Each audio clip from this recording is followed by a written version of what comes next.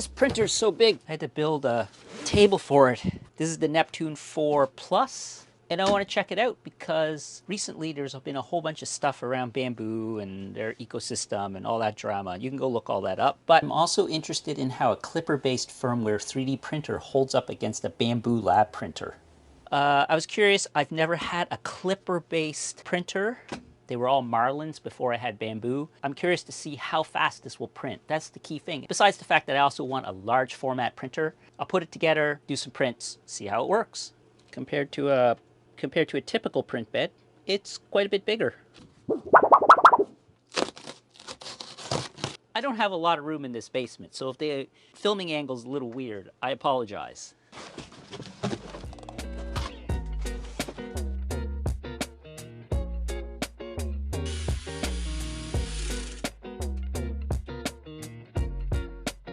Kind of cool that the screen is magnetic and it's got this old school phone plug. This looks to be a Wi-Fi antenna.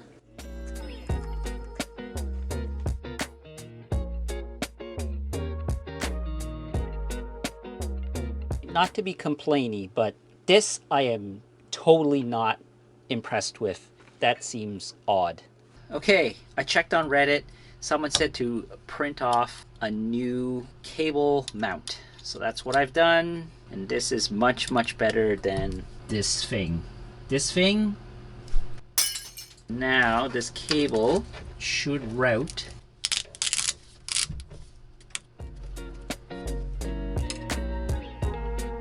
This is one serious cooling fan.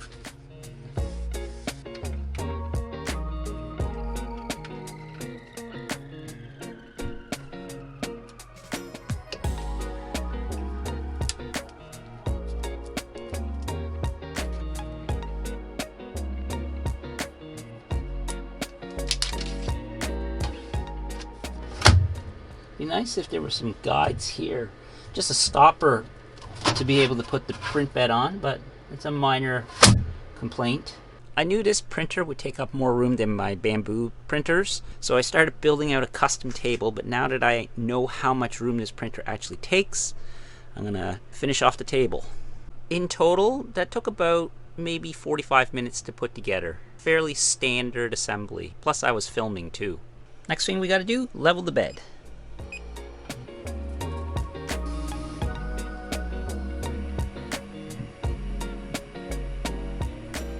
Now I put a piece of paper here and I set the offset Z value until the piece of paper grabs.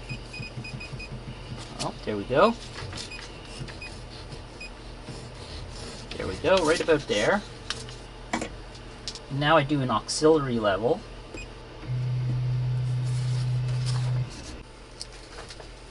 Okay, now we need to adjust using the rotating knobs underneath the printer, underneath the print bed.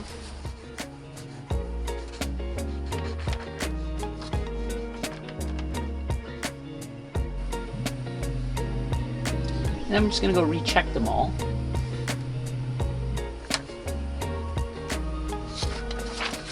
Okay, now we're done that. We're going to do an auto level. So after doing the manual auxiliary level, and everything's adjusted up, it will automatically now do the auto leveling option, and it'll do a 36-point automatic bed calibration. So it's going to do 36 points. Okay, we're just going to let that go and come back.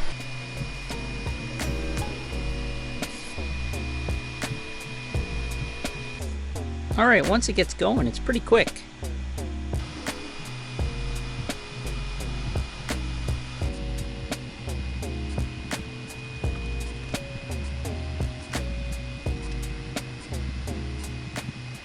Okay, now it says to place a piece of paper between the nozzle and the print bed and adjust the Z offset.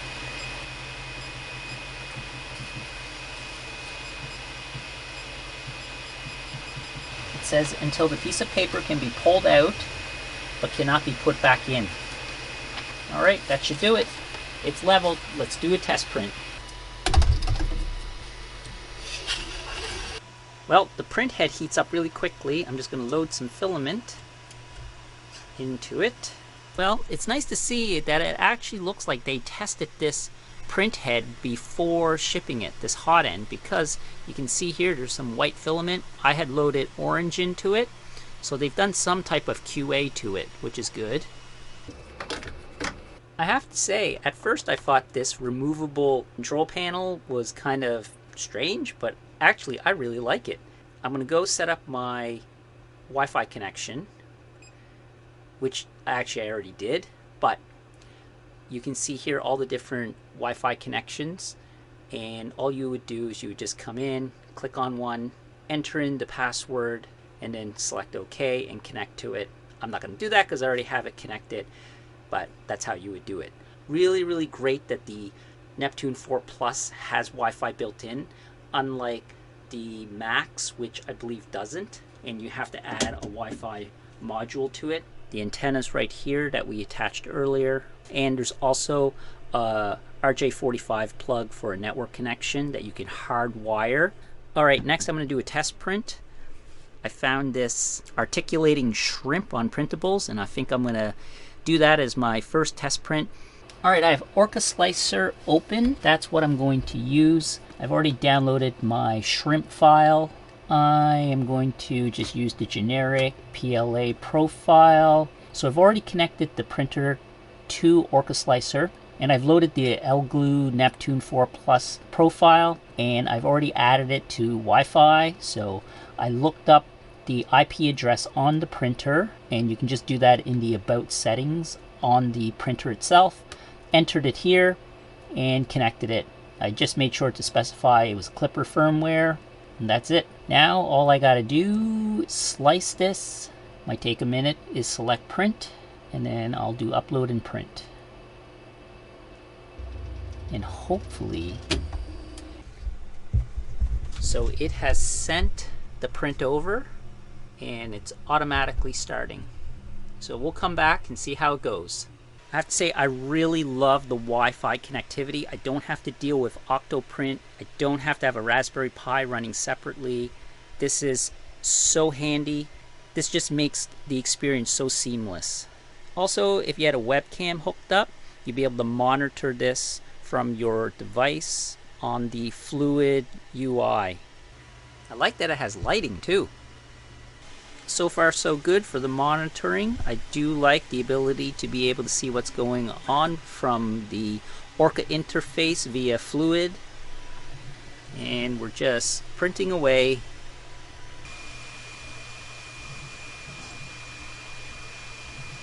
I should not have had the brim turned on, but that's okay.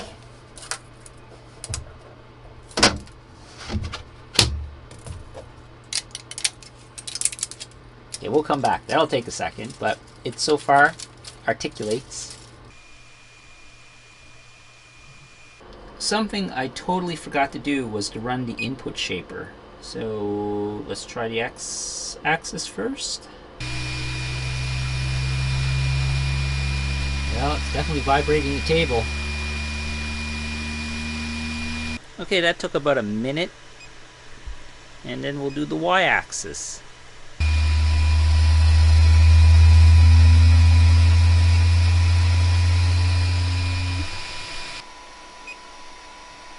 Alright, I'm going to try a print from the included USB drive, which, by the way, I like that it's a USB port as opposed to an SD card reader. Anyways, it's an 18-minute benchy. So, well, it's definitely fast.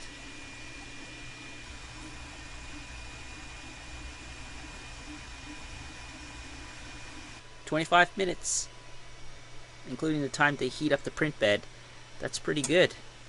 A little bit of stringing, but overhangs are good. Overall, a decent benchy. I would say actually a really good benchy.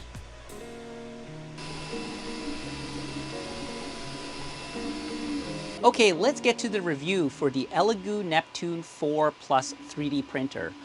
I've been curious about Elegoo's FDM printers for a while, especially with their recently released Century Carbon Core XY printer, and it's great to see more competition keeping Bamboo Labs on its toes. As you saw in my unboxing, setting up the Neptune 4 Plus was simple and pretty straightforward. However, I would skip the manual. The graphics are way too small to be helpful. Instead, use the assembly video included on the USB stick. Once assembled, I ran some test prints that I have already shown you guys a couple, and I have to say the results were impressive for a budget large format 3D printer. The print quality is sharp and the speed is decently solid. I tested out some large prints on this printer, and I'm stoked to add this to my family of printers for when I need to print larger objects, such as I printed some IKEA Trofast bins that fit in their storage system. So it was nice that I could print those larger size containers all on one print bed. Okay, here are some of the prints that I did on this printer. So I wanted to test out how high or how well this printer prints, because it does have a fairly good height on the Z-axis. So I printed out this Tokyo Tower. It was in two pieces and it printed out really nice. The detail and the finish is really good, but I did have the print speed set a little too high. So on the top of on the spire part, I had to reprint it twice because the first time it was a little bit bubbly and off. There was just something wonky with it, but I slowed down the speeds just a tad, and second time came out great. I really like this. For some reason, I'm really drawn to this because it just looks so cool. This print here is just testing out the flatness of the print bed and how well the leveling was, and this came out perfect. No adhesion issues.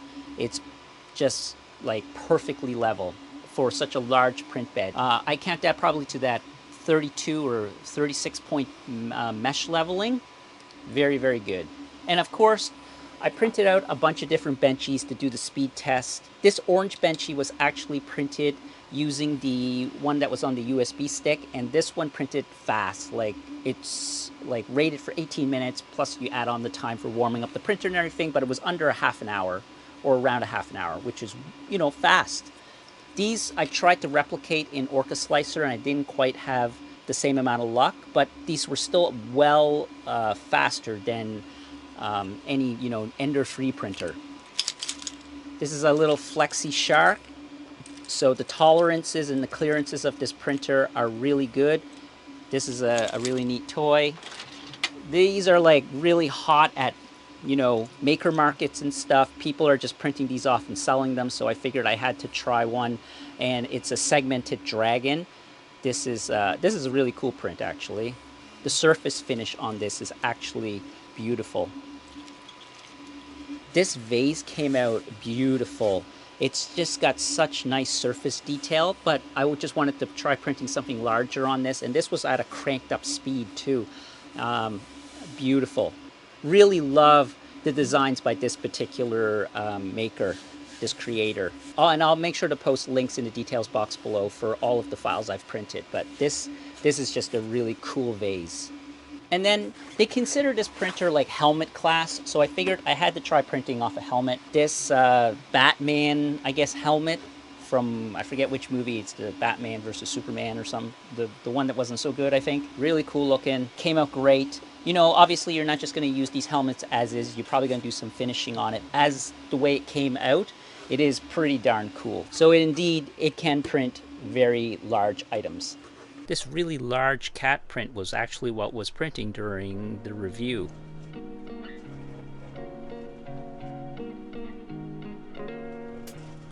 All right, some key highlights. Let's go over a couple of the things that I think that makes this printer good. Speed and print quality. It's just about as good as a Core XY printer if it's properly tuned and the belts are tightened, and if you understand the limitations of a bed slinger, because you do have that big bed going back and forth. For my first Klipper-based printer, it doesn't disappoint. It's such a big leap in performance over Marlin-based printers, and for those of you who don't really care about like the firmware of a printer, just know that having Marlin is a good thing. As mentioned earlier, and unlike some of the other Neptune models, this one comes with Wi-Fi connectivity right out of the box. And it does have a wired Ethernet port too. There's no cloud dependency, and it's all local LAN printing, which is a big plus in my opinion. Just get the printer's IP address off of the printer, connect it to Orca Slicer, and you're all set.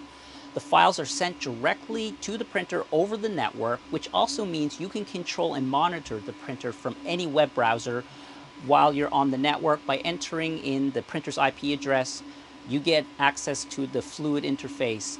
No need for Octoprint or a separate, Raspberry Pi or a device, anything like that. Also, you might want to assign a static IP address to avoid reconnecting issues after power outages. And I even plugged in a USB webcam, and it was recognized with minimal setup.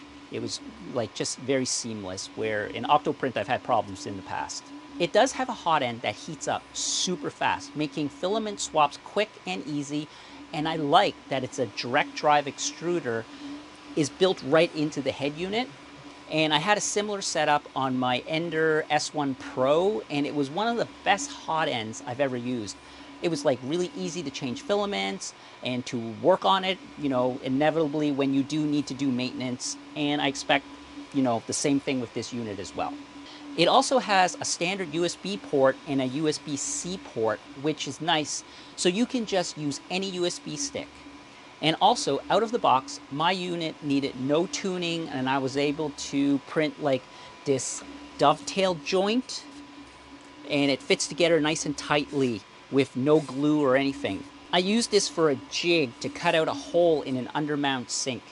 And yeah, it worked out awesome. I don't know how I would have cut out that template without it. Now, the huge print volume of 320 by 320 by 385 is ample, and the magnetic print bed comes with a standard reversible PEI textured and smooth build plate. The magnetic removable touchscreen is responsive, and the menus on this actually make sense, unlike some of the Ender units that I've used in the past. All right, let's talk about some limitations and areas for improvement. This printer is not ideal for printing high temperature filaments such as nylon, ASA, ABS, anything that would require an enclosure, because this is a big printer and the enclosure itself would be massive because it is a bed slinger. But having said that, the hot end should handle those filaments with no issues, as it is rated up to 300 degrees Celsius. Now, there is no included documentation on running input shaping or pressure advance and how to integrate it with a slicer. I had to figure that out myself to do it in the menu, at least for the input shaping calibration. And I don't see any setting for a segmented heated print bed, which would have been nice on a bed that's this big to save on, to be efficient, right? Whereas I think the Pro version of the Neptune 4 does have a segmented heated print bed. All right, this fan back here, can we talk about this? It's huge, but I have yet to find a use case for it. Maybe if the speeds are cranked and you need to lay down thick layers of PLA and you're using a really big nozzle, then maybe it's useful. Okay, so the included wire management clip behind the left Z screw is a terrible design. As I mentioned during assembly, just print off a new one. The printer is advertised with a speed of 500 millimeters per second, which is kind of a standard that everyone seems to be going for, but realistically, I've never been able to attain that speed. Half of that is more reasonable for consistent prints, which is still a lot faster than, previous bed slinging printers. The auto bed leveling uses a capacitive sensor in the hot end. It's accurate, but it does require some manual intervention at first, and sliding a piece of paper under the nozzle feels a little outdated, even if it's for the initial setup. Keep in mind that also the capacitive sensor might have issues with print beds that aren't metal. On the USB stick, it comes with an older version of Cura. I would just skip it, use Orca Slicer instead, and also note that the default profile, at least when I installed it, needed some tweaks and optimizations to fully unlock the faster print speeds. But it would be nice if they updated the printer profile in Orca Slicer. Now, printing tall, thin objects on a bed slinger can lead to layer misalignment. For example, again, as I mentioned, on the top of the Tokyo Tower, there was a little bit of wobble, and I had to slow down the print and print it fine the second time around, as I mentioned earlier. So how does a Klipper-based 3D printer hold up against, say, a Bambu Lab printer? Well, with the inclusion of input shaping especially, print speeds have increased so much, and also just the reliability and consistency with bed leveling on 3D printers now, including the Elegoo Neptune 4 Plus. There is definitely going to be more and more competition to Bambu Lab, which is a really good thing. So who's this printer for? I think it makes for a great second printer for someone looking for a large format option. If you got to print some big things sometimes. And is it for beginners? I think so. It's definitely a lot easier to set up and use than, say, like an older Ender 3, but it's not 100% beginner proof. Expect, some small amount of tinkering. But hey, if you're able to assemble IKEA furniture, then you should have no problems operating this printer. And ultimately, is this printer worth it? Yes. Given its large format and price, this printer is a great value. Now, Elegoo did send me this printer for review, and I don't do YouTube as a full-time job, so whether a company sends me a printer or not, I'll always give you my honest take, and they didn't get to review this video before I posted it. And I'll just end that out of everything I printed, I'll come back to this lovely leaf dragon that everyone who has played with this absolutely loves it. And I've already printed off a few extra ones as gifts. I know you see these a lot at craft shows and people are really annoyed that they're out there and stuff, but hey, people like it. It's just fun to play with. It's like a fidget toy. It's just cool. I'll make sure to leave a link in the details box of all of the stuff I've printed. If you have any questions or thoughts, drop them in the comments, and if you found this video helpful, like and subscribe for more videos, well, just about anything, mostly surfing related or building stuff. I'll see you guys in the next one.